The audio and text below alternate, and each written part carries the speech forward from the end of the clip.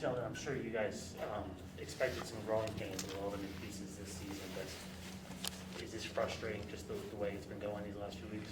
As a competitor, it's always frustrating to lose, no matter whether it's a new team, a team that's been together for years, no matter what it is. It's always frustrating to lose.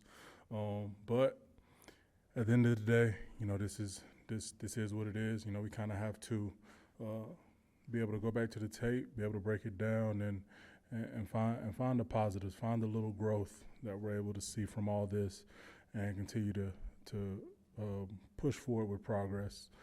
Like I said last week, it's not going to be easy. Nobody expected it to be easy. If it was easy, there would never be any bad teams. That's just going to be completely honest. Like, if it was easy, every team would always be vying for a Super Bowl. So, look, nobody said it was going to be easy, but we got the men in this locker room, the men upstairs, coaches, to get this thing turned around, and we just got to continue to push forward. Sometimes you got to stumble, sometimes you got to trip in order to start walking and running and moving forward. So, look, we'll evaluate the tape and go from there. Is it demoralizing at all, though, for a defense where you guys have had moments and you guys have had performances these first 3 weeks to keep you guys in games, and the offense on the other side of the ball is averaging just 6 points a game? At the end of the day, we're a team. It all goes hand in hand.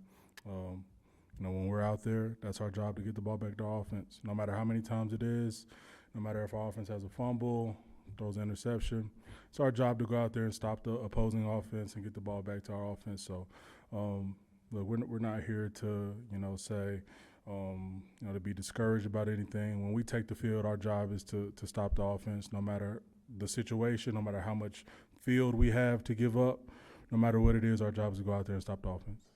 Is it impossible to win if you guys commit penalties like you did today? Not even the number, just the kind of the killer variety of penalties that you committed today? It's definitely going to be tough. I think Salah always talks about this is a precision league.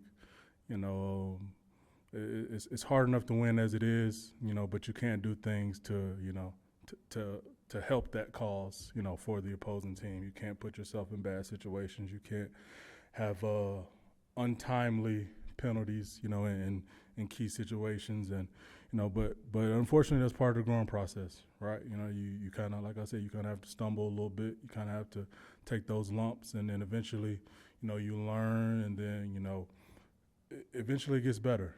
Right now we're kind of in the thick of things not being so well for us, but through all that we can see some positives, and we'll just continue to grow from it all.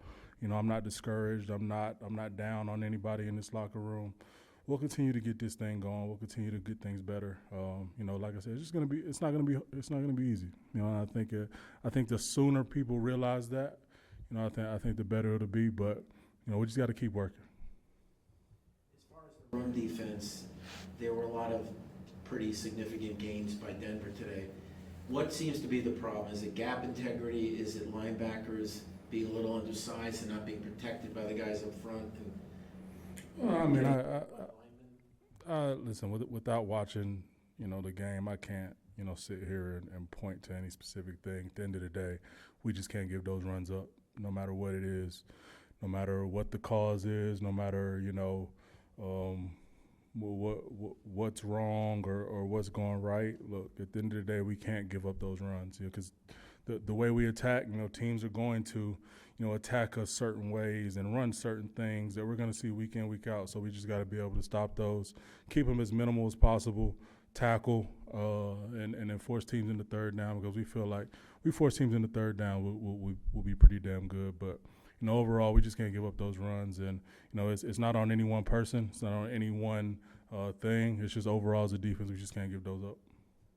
Sheldon, you have the perspective of a veteran. You've seen a lot of football. Zach's in his third game.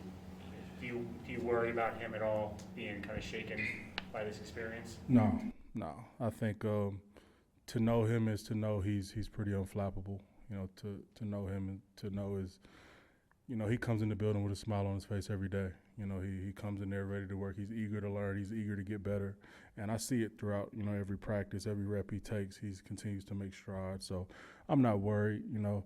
At the end of the day, he's having some growing pains along with the entire team. and I think obviously his will be magnified because of, the position he's in and, number 2 pick, the market we're in. Like it just all culminates into a bigger story than just the entire team. But at the end of the day, he's one of 11 on offense, and and he goes out there every day to get better and help this team win. He's not going out there to make mistakes or do anything like that. He's just going through growing pains like any rookie. He just happens to play a primetime position where the spotlight's going to be on him all the time. What did you think of the performance of your former Louisville teammate Teddy Bridgewater? He got out of here with a win, so I think I'll give him a thumbs up for that. But look, I'm just happy to see Teddy in a position to where he can be himself again, thriving as a starting quarterback in this league. I think, obviously, I know him going back to college days, so I know him personally really well. And then to see him, get to the league, get to become a Pro Bowl player, and then obviously knocked down from that with injury, one that, most people thought he would never bounce back from, and to see him bounce back the way he has, it's been pretty special. I'm so proud of him.